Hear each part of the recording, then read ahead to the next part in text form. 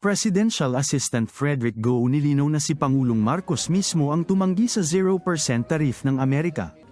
Pinabulaanan ni Special Assistant to the President for Investment and Economic Affairs Frederick Go, ang mga ulat na naiwan umano ang Pilipinas sa kasunduang zero tariff na inalok ng Estados Unidos sa ilang bansang kasapi ng ASEAN tulad ng Malaysia, Cambodia, at Thailand.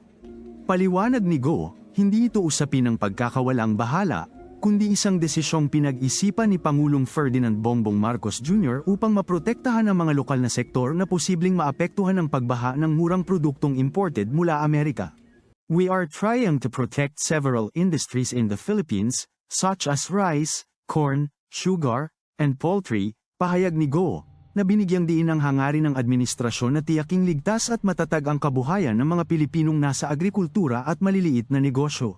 Samantala, nilinaw ni PCO USEC Claire Castro na dalawa lamang sa mga bansang miyembro ng ASEAN ang tumanggap ng zero tariff offer ng Amerika, kapalit ng pagbubukas ng kanilang merkado sa mga produktong agrikultural at industriyal ng Estados Unidos, isang hakbanging, aniya, pinag-aaralan pa ng Pilipinas.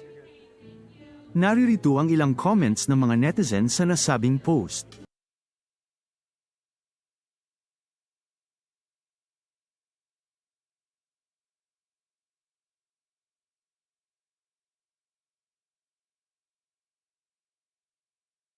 Please like this video kung ayaw nyo magaya sa utak meron ng BBM nyo.